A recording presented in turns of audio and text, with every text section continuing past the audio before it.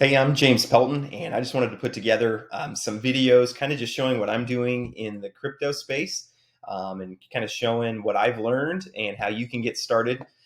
There's a lot, if crypto's all over the news, and there's people, it seems like, are getting rich all over the place using crypto. And if you're anything like me, you can maybe have a little bit of FOMO where you're kind of, man, I'm missing out on these deals. I'm involved in a lot of other income producing things, but I'm not involved in crypto the way I'd like to be. And it's not an easy space to get into. Like, there is a lot to learn, and it's kind of difficult. I'm a software engineer, and I found a lot of the things pretty difficult to figure out. So yeah, I just want to make some videos to kind of show how you can get started. And I'm just going to be real upfront about and transparent about what I have in right now. So I have about $260,000 invested in crypto right now. And that's producing about 60K of profit a month. And I've only been in for about a month. So, I mean, these numbers are subject to change, but they look pretty good though. And I'm going to make different videos kind of showing you each of these projects and how you can get involved in them. Some of them are, have bigger returns than others. Some are riskier. These are monthly returns. Some of them are easier to get into. Some are harder to get into. Some are risky. Some are pretty safe.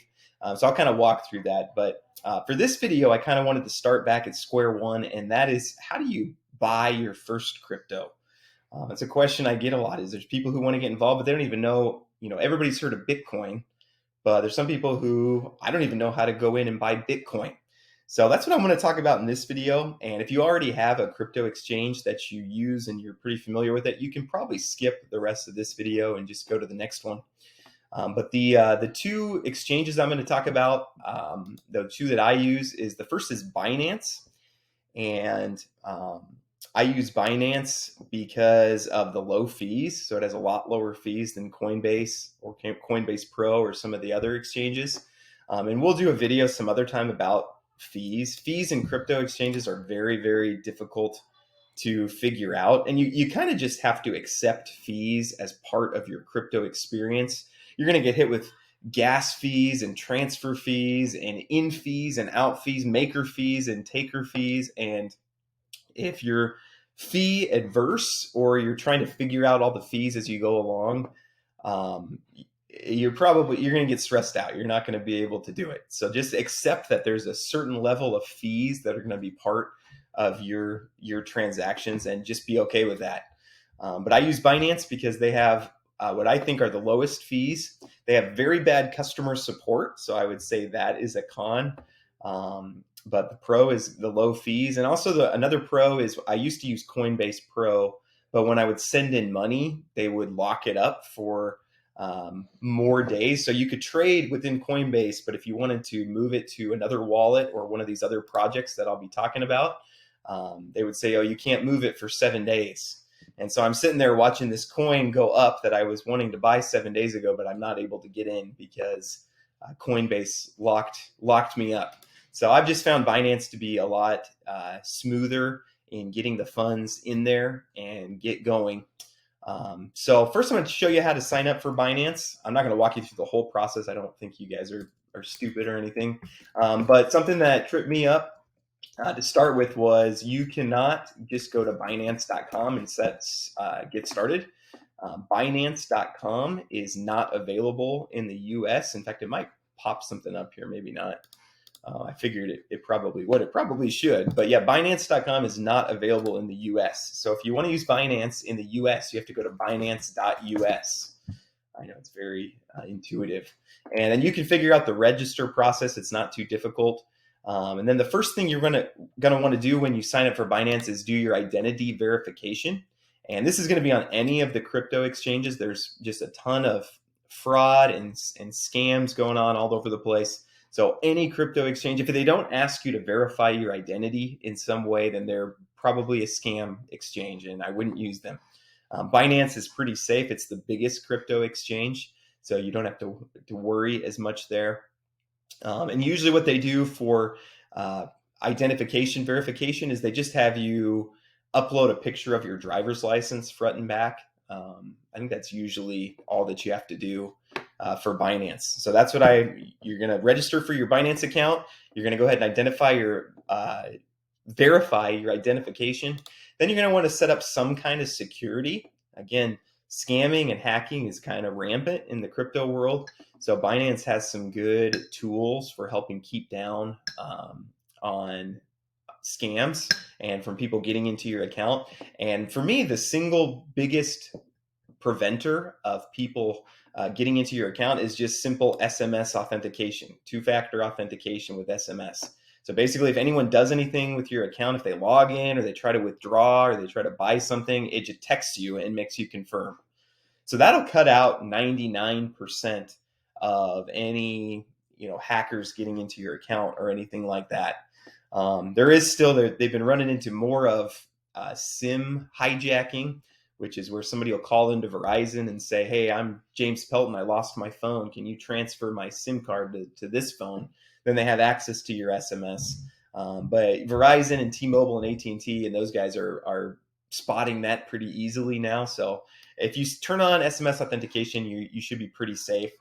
If you're still a little nervous, I know some people are more security conscious than I am, but you can turn on whitelisting, which is basically if you turn this on, your account can only withdraw to your wallet.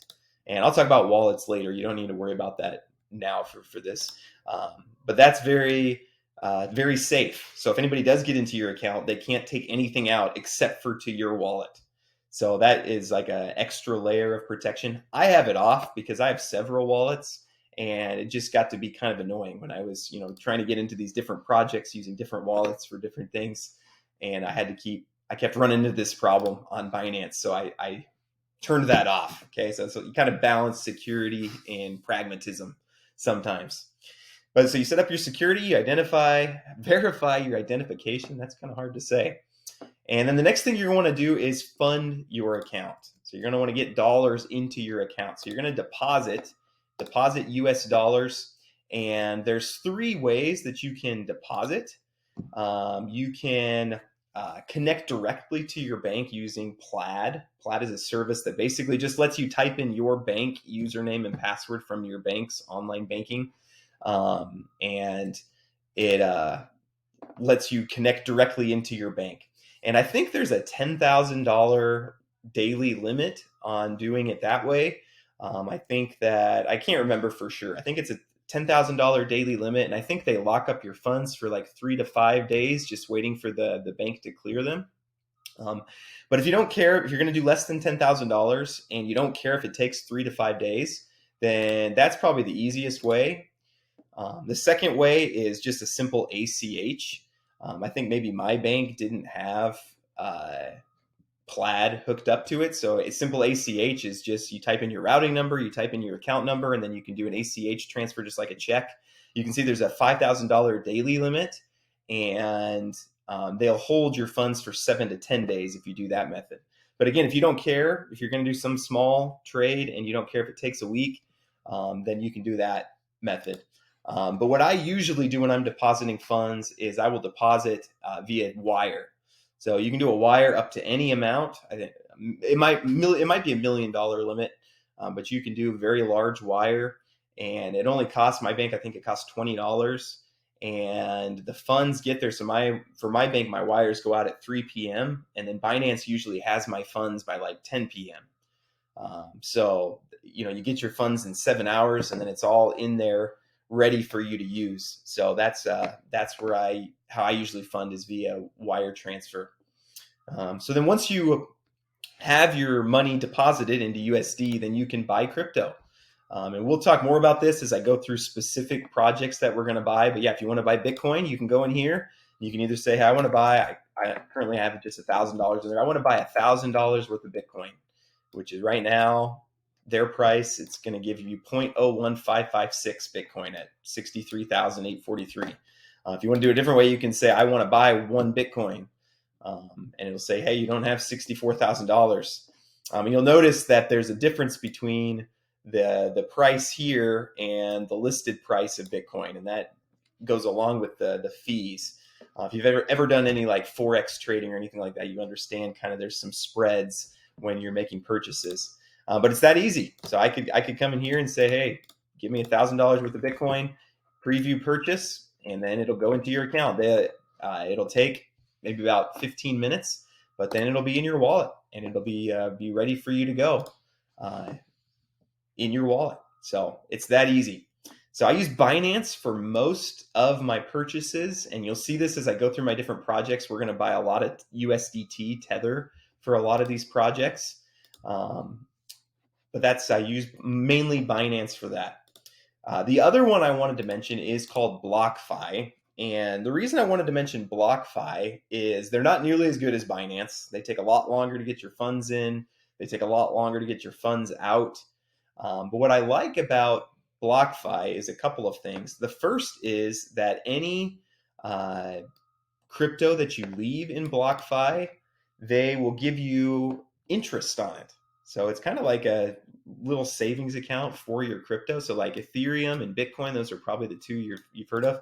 For Bitcoin, you get 4.5% APY, not including the price of the coin. So the coin, of course, is going to go up and down and whatever. It's at 64K on BlockFi right now. But you're going to also get 4.5% on the Bitcoin that you have there. And you're going to get 5% on your Ethereum. You're going to get 9% on your DAI.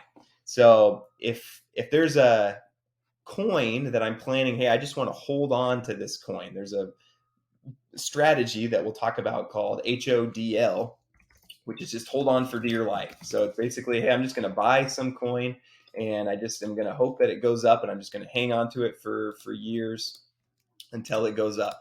Well, if you're going to do something like that, if you're going to hold on to a coin for a long time, like Bitcoin or Ethereum, you're going to want to use BlockFi because you'll also get that interest on top of it. And I also like BlockFi has a credit card that you can, you see some of my purchases there. I just got it recently. But BlockFi has a credit card that gives you rewards in Bitcoin. So I just think that's pretty cool. It's a pretty cool looking coin. It's got the Bitcoin symbol on the front. So just a great way to get rewards those. And there's other exchanges too. Again, if there's ones that you didn't like either of those, there's Coinbase Pro. There's Gemini. I know some people are fans of. You can pick a different one if you like, but your homework after watching this video is I want you to go and create a Binance account and a BlockFi account. It'd be great if you use my referral links down below. I get some kind of bonus. I don't even know what it is, but I'm sure it'll be nice. But go ahead and create your Binance account, create your BlockFi account, kind of see how those work, maybe buy a little bit, or at least deposit some money in there so that as we get into these other strategies, you'll be ready to go and won't have to wait on those. Thank you so much. I'll see you in the next video.